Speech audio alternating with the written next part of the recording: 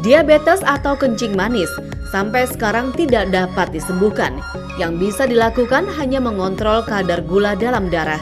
Diabetes banyak menimbulkan beragam gangguan kesehatan, dan jika tidak ditangani dengan tepat, diabetes dapat menyebabkan masalah kesehatan serius.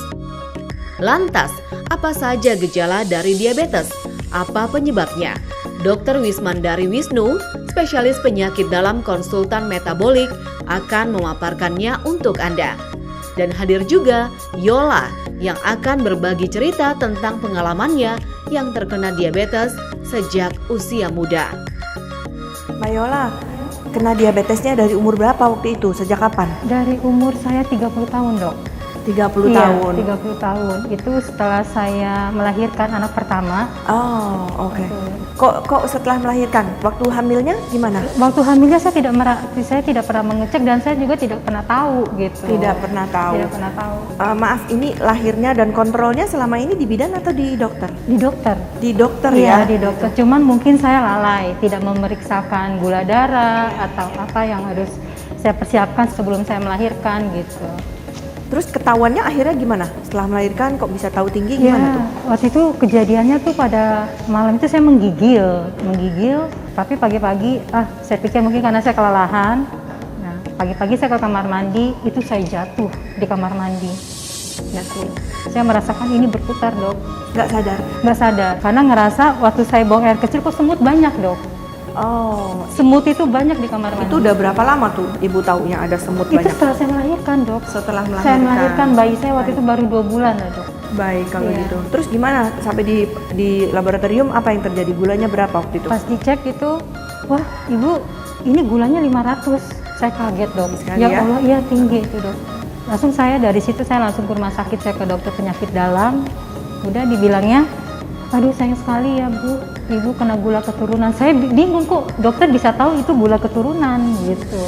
Jadi dokternya bilang gula keturunan Iya. ya. Jadi Ibu didiagnosis diabetes dan dikatakan penyebabnya adalah keturunan. Begitu ya, Iya. gitu. Kasus yang terjadi pada Ibu Yola ini cukup sering terjadi di masyarakat. Jadi, diagnosis diabetes terjadinya terlambat. Dalam arti pada saat kasus Bu Yola ini sudah dalam kondisi cukup tinggi gula darahnya, yaitu mencapai 500. Nah, ini harus dihindari. Ditambah lagi, pada saat Ibu Yola sedang hamil, itu tidak dilakukan pemeriksaan gula darah. Sehingga pada saat melahirkan bisa jadi terjadi komplikasi. Tapi syukurnya pada kasus Bu Yola komplikasi ini tidak terjadi. Tetapi alangkah baiknya kalau semua wanita hamil ini diperiksa gula darahnya agar diketahui apakah memang mengidap diabetes pada saat hamil. Kalau pada saat tadi yang 500 itu ya, kemudian Ibu diberikan obat-obatan atau insulin atau gimana Ibu? Saya dikasih obat, terus saya disuruh ke dokter gizi. Dia terkontrol makanannya apa aja yang harus saya makan biar terkontrol gula darahnya. Baik.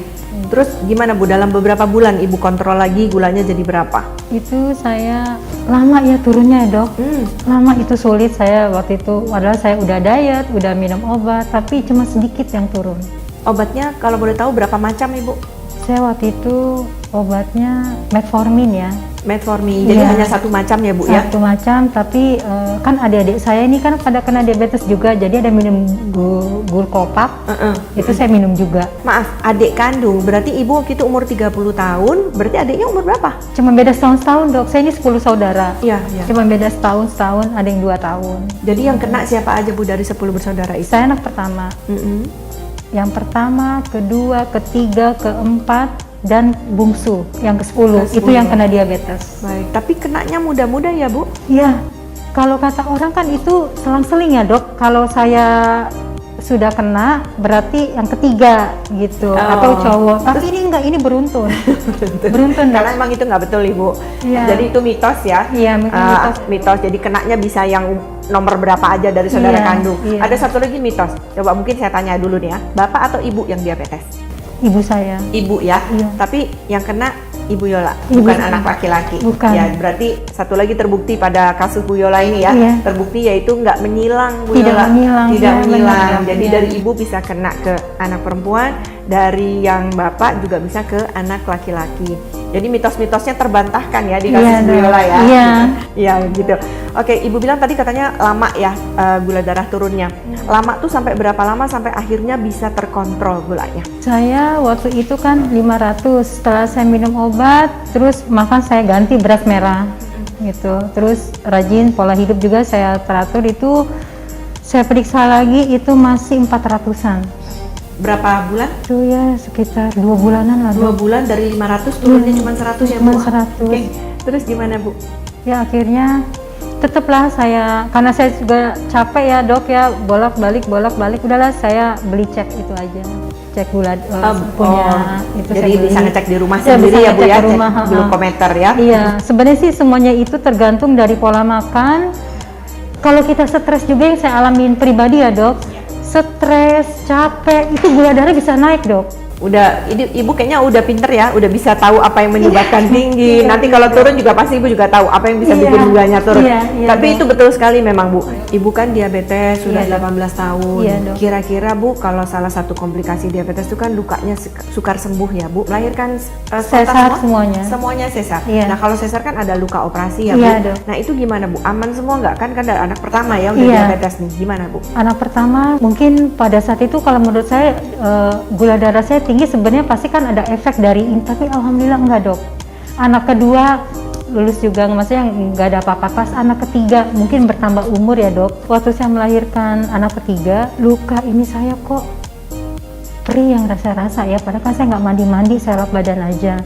Lama-lama saya rasa, saya bicara sama suami saya, kok ini sakit ya, sakit. Pas dilihat itu jadi kayak busuk itu dok. Udah akhirnya panggil dokter ke rumah, pas dibuka dilihat itunya kebuka dok. Yang berapa bekas hari dia itu Bu? Lukanya terbuka? Itu mungkin seminggu kali dok. Seminggu ya? Iya, tanpa saya ketahui gitu. Jadi saya menahan aja rasa sakit gitu dok. Ternyata itunya sudah kebuka.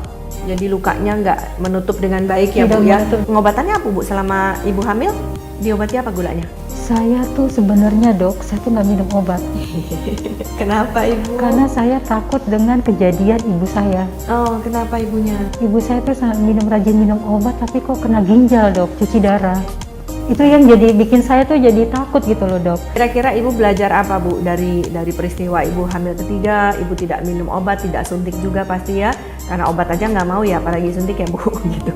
Gimana Ibu? Menurut Ibu, apakah Ibu harus merubah bahwa memang Sepertinya harus rutin? ya apa sebenarnya saya harus merubah ya gitu, harus merubah pola hidup saya gitu. Nggak bisa, saya harus tetap minum obat. Jangan takut dengan yang pernah dialami ibu saya gitu. Saya nggak boleh begitu, walaupun sekali gitu saya dalam sehari itu saya minum obat tuh harusnya harus gitu. Diabetes adalah merupakan suatu penyakit kronik. Penyakit kronik yang memang sampai saat ini belum bisa disembuhkan. Karena itu, kita harus diagnosis sedini mungkin. Artinya, kita harus bisa membaca pada kondisi-kondisi apa yang kira-kira orang menjadi resiko tinggi untuk diabetes. Seperti pada kasus Ibu Yola. Pada kasus Ibu Yola ini, beliau ini sebelum hamil sudah ada obesitas. Dengan obesitas, kemudian ada keturunan. Tadi ya kita dengar dari 10 bersaudara, ada 5 dari saudaranya itu mengalami diabetes juga. Jadi artinya, dia ada keturunan, kemudian ada juga resiko obesitas, ditambah sedang hamil. Beliau ini adalah resiko tinggi pada saat itu untuk dicek gula darahnya. Sayang sekali, pada saat itu beliau tidak memeriksakan gula darahnya. Sehingga pada saat itu yang diketahui diabetesnya adalah pada setelah melahirkan. Jadi setelah umur 3 bulan bayinya, barulah beliau merasakan gejala-gejalanya dan akhirnya didiagnosis sebagai diabetes. Dan sayangnya gula darah pada saat itu sudah mencapai 500. Pada kondisi Bu Yola, yang perlu kita perhatikan adalah diagnosisnya terlambat. Kemudian kita juga perhatikan yang berikutnya dari kasus Bu Yola ini yang bisa kita pelajari adalah Bu Yola tidak mendapatkan terapi yang semestinya.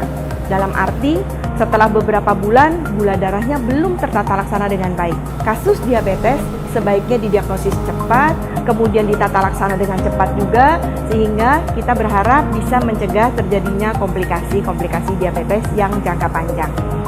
Saya Dr.